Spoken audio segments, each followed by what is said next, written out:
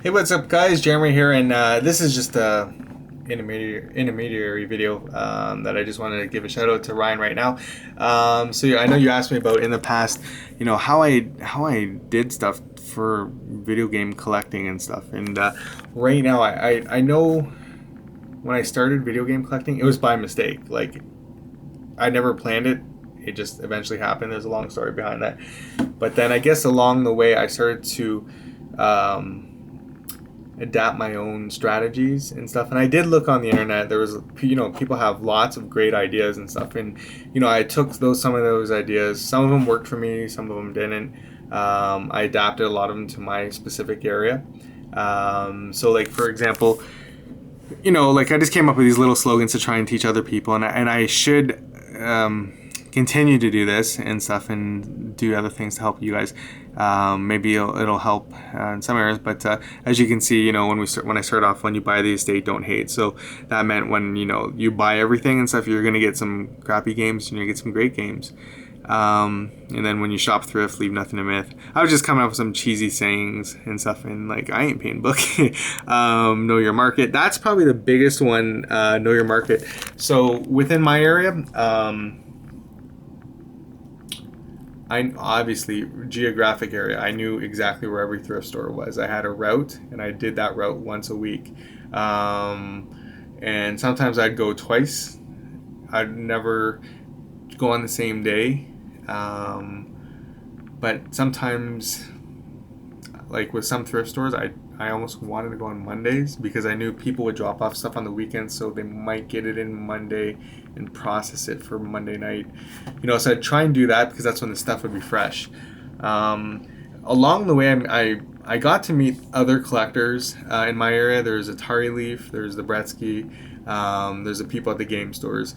And with Atari Leaf and the Bretsky, it's funny how I met them too, but I know they focus more on the Atari and the ColecoVision and television era when I was more the Nintendo, Super Nintendo era. So although we had stuff where I'm sure each other wanted the same stuff at times, as far as I know, we never bumped heads or anything like that. Like I know you see on YouTube sometimes you see other people like, so it was never like that. What else is there? Same with the people at the game stores and stuff. It was never like that. What else is there?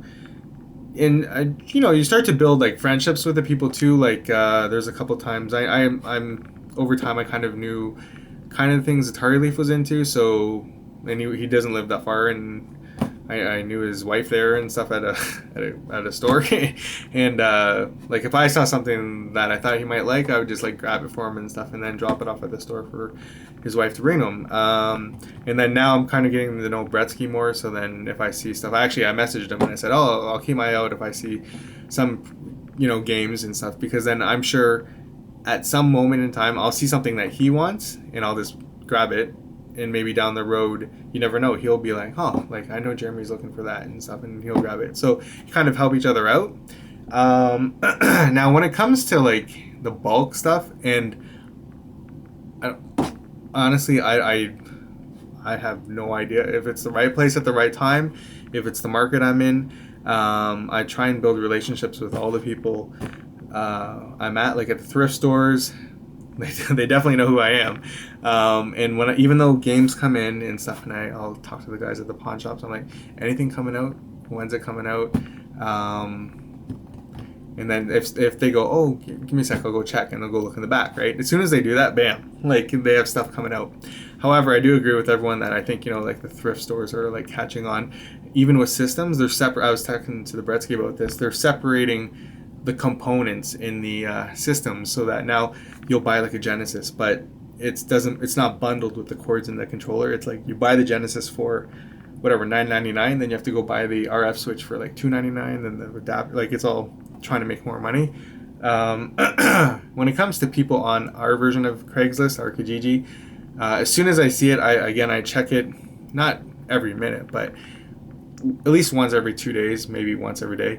And as soon as I see something, bam, I drop an email and stuff and go from there. I guess I've just been really fortunate if I lived in some areas in the U.S., because there's a lot of collectors in different cities, I'd probably be like destroyed because it's just volume, right? So if you have so many people after the same stuff, then eventually, someone's gonna lose out. What else is there? I've been strategic in some of the games I've picked up. Like, if I knew there's something that there's no way, unless hell froze over, that I'd ever find. If I had a lot of other stock, I'd sometimes trade up and never down. So I'd always trade up for something better until I got something I wanted. That's helped out a couple times. And yeah, like I know the video I just made and you guys were commenting like and stuff. That was luck. I've had that a lot. I've had some super duper ridiculous luck. And just a quick story, and this is a true story. I was coming home from our capital in Canada, it's Ottawa. I was on the train and I was checking Kijiji ads, and I was like, oh, I'm in Toronto and stuff, and I had to like transfer. So I was like sitting there, and I was looking at different ads, and I saw this ad. This is like over a year ago now. It was in Orangeville. It's a place near Toronto. And I was like, oh my God, it says, the ad had no pictures, had nothing. It just said like 22 systems, this many games, whatever, $1,000, right? So I dropped the person email right away, got their number. I ended up calling them, and then I got back to my hometown. And the next day, I honestly drove out back 4 hours to go to this person's place. And then I ended up negotiating it down to $700. And in that lot, it had like a Vectrix and a bunch of other systems. And it was definitely worth it. Like, it was worth my drive. It was worth the effort, time, and cost of driving to this place to get all that stuff, come back. What else is there? Had some classic stuff boxed and stuff, and it was just kind of being on top of it, just like, and then you always have to assess right away, okay, is it worth your time to go get certain stuff? Some stuff you have to go the distance to get, other stuff, yeah. So hopefully down the road, this just gives you some background information, but I'll have to think of some other tips that can help you out. One of the things I kind of want to leave you guys off with, right now, when it comes to video game collecting, I know we all have same ideas on collecting, right? Like thrift stores, pawn shops, garage sales.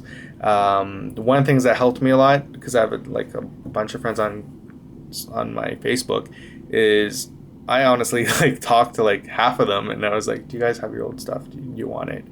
And stuff, and I would go after their old game collections.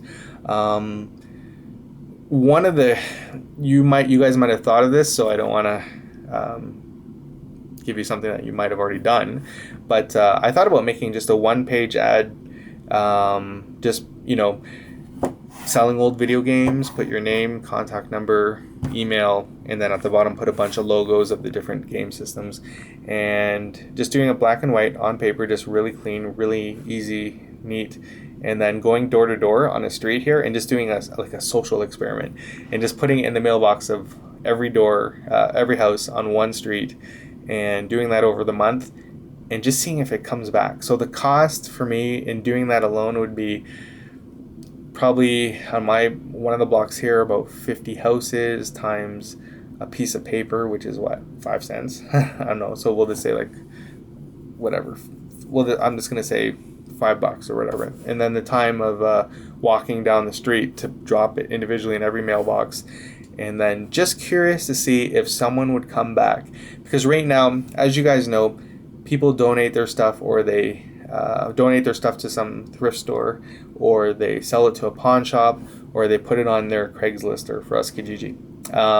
But you almost have to go after them, right? Like right now, yes, a lot of the video game collectors are on the offense because they're looking for the games. They're going after that. They're visiting their shops. They're on their route. But you have to take it to a step farther, and that in your community, in your city, there's game, like people have the games. There's some, like, how whoever said, it's sitting in a box in the bottom of wherever and stuff, and it's gonna be there until someday someone cleans out and sees it and sells it, right? So it's almost, you have to preempt that idea and stuff. So if you go on the offense and take it a step further, that would increase your chances. So what you're trying to do is create and increase your own opportunity to get games. So I haven't done that yet. I'm thinking about it because I just talked about it. And the other one, and actually I thought about this today because the Bretsky brought it up. We were talking about thrift stores. Here we have Value Village, and we've noticed that some stores have gone dry. There's been no Nintendo games, no 64 games in a while, right? So we're wondering if the workers there keep them. And I know that there is a rule. If you see something, they have to put it on the floor for so long before they can actually take it. I could be wrong, but that's hearsay. But part of me, honestly, almost wants to work or whatever, volunteer or something at one of those stores, because I want to be on the other side of the coin.